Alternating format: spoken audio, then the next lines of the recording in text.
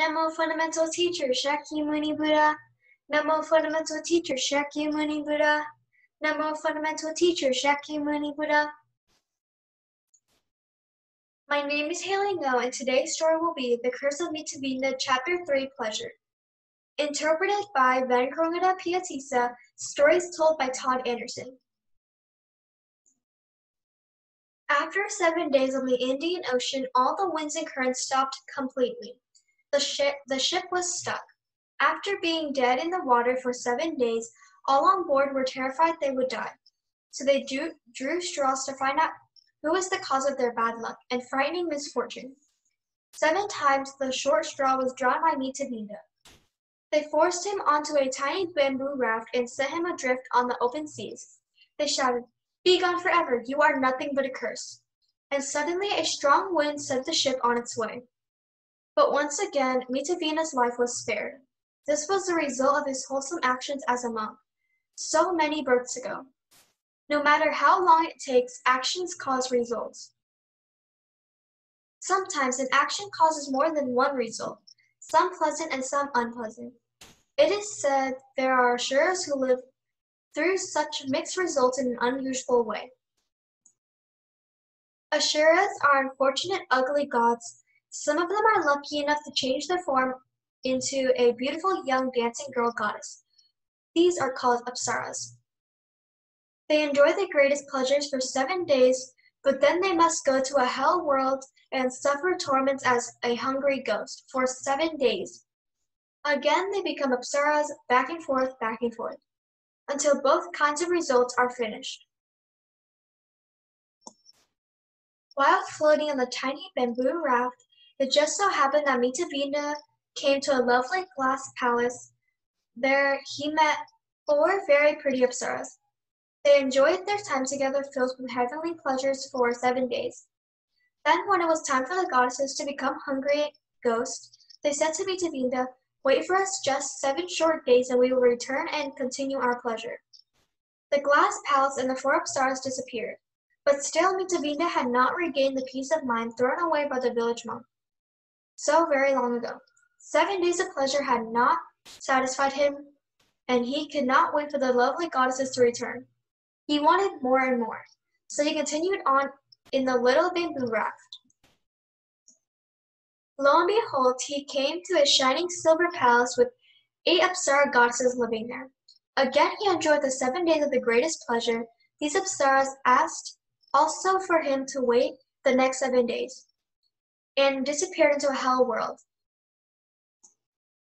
Amazing as it may seem, the greedy Mittavinda went on to 7 days of pleasure in a sparkling jewel palace with 16 apsaras.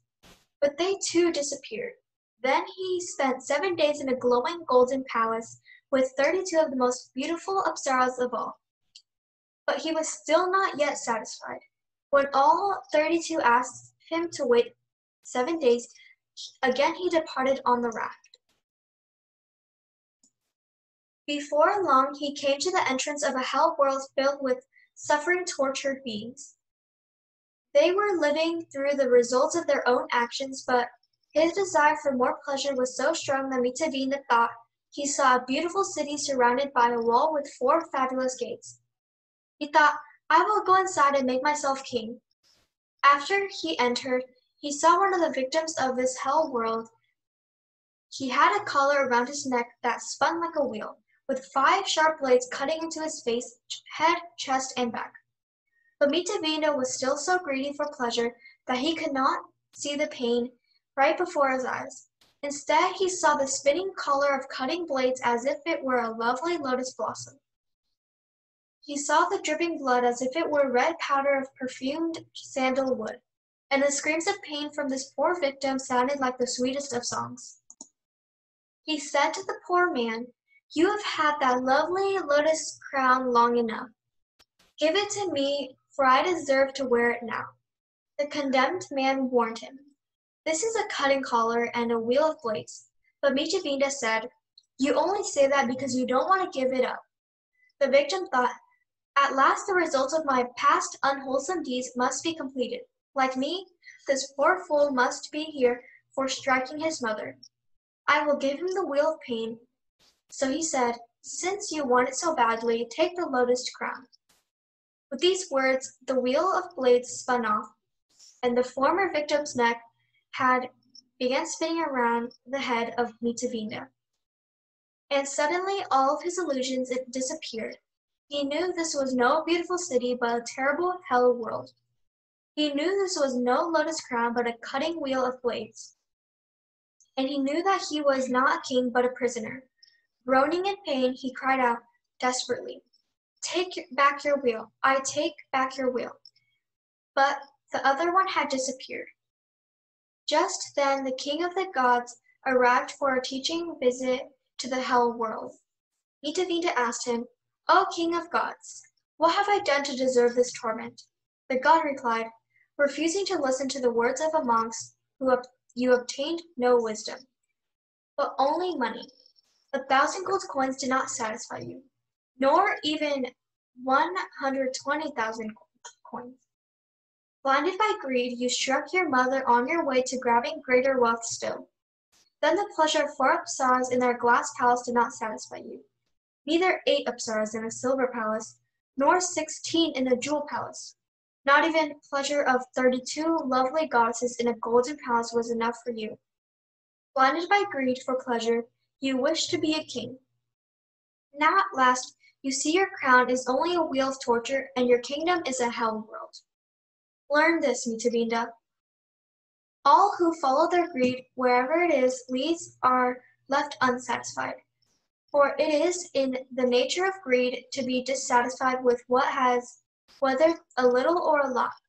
The more obtained, the more desired, until the circle of greed becomes a circle of pain. Having said this, the god returned to his heaven world home. At the same time, the wheel crashed down on Mittavinda. With his head spinning in pain, he found himself adrift on the tiny bamboo raft. Soon he came to an island inhabited by a powerful she-devil. She happened to be disguised as a goat. Being hungry, Mittavinda thought nothing of grabbing the goat by a hind leg, and the she-devil, hiding inside, kicked him way up into the air. He finally landed in a thorn bush on the outskirts of Benares. After he untangled himself from the thorns, he saw some goats grazing nearby, and he wanted very badly to return to the palaces and dancing girl apsaras. Remembering that a goat had kicked him before, he grabbed the leg of one of these goats. He hoped it would kick him back to the island.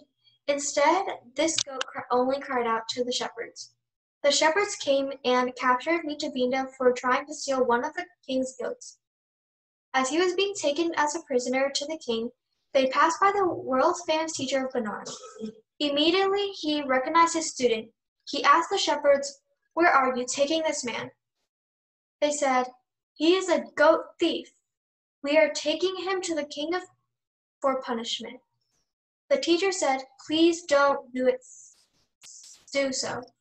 He is one of my students. Release him to me so he can be a servant in my school." They agreed and left him there. The teacher asked Mittavinda, "What has happened since you left me?" He told the story of first being respected and then cursed by the people of the remote village. He told of getting married and having 2 children only to see them killed and eaten by demons in the haunted forest. He told of slapping his generous mother when he was crazy with greed for money. He told of being cursed by his soulmates and shipmates and being cast adrift on a bamboo raft. He told of the 4 palaces with their beautiful goddesses, and how each time his pleasure ended, he was left unsatisfied. He told of the cutting wheel of torture, the reward for the greedy in hell, and he told his hunger for the goat meat. That only got him kicked back to Benares without even a bite to eat.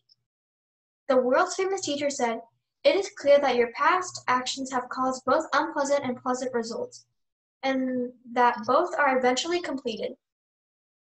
But you cannot understand that pleasures always come to an end. Instead, you let them feed your greed for more and more. You are left exhausted and unsatisfied, madly grasping at goat legs. Calm down, my friend, and know that trying to hold water in a tight fist will always leave you thirsty. Hearing this, Mittavinda bowed respectfully to the great teacher. He begged to be allowed to follow him as a student. The enlightened being welcomed him with open arms. The moral is, in peace of mind, there is neither loss nor gain. Namo Fundamental Teacher Shakyamuni Buddha. Namo Fundamental Teacher Shakyamuni Buddha. Namo Fundamental Teacher Shakyamuni Buddha.